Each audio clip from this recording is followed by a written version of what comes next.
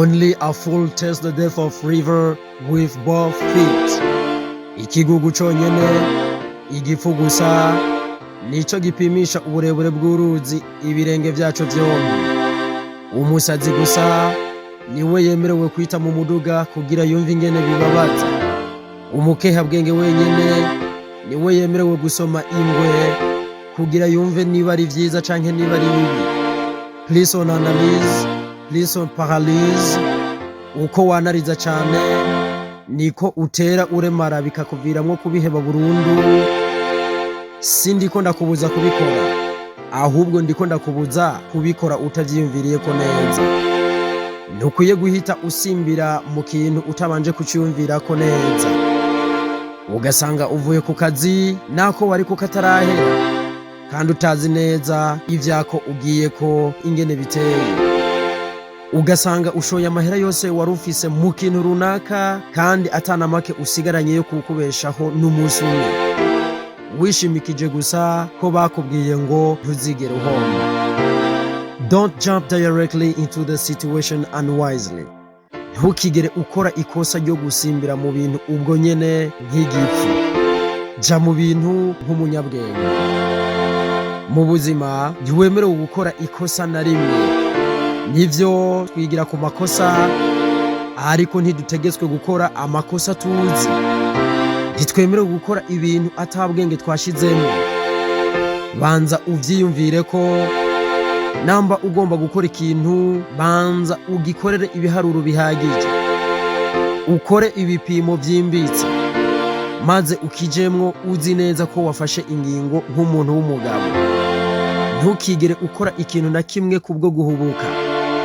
Banza uhanuze abari muri co kandi witondere abo uhanuza, kuko impanuro iba nziza canke ikaba mbi bivanye naho iturutse. Nshuti yanje, ubuzima buragoye. Ntuzigere ugendera ku mpanuro z'umuntu utazi neza, kuko ashobora kuba aguhanuye akwanga.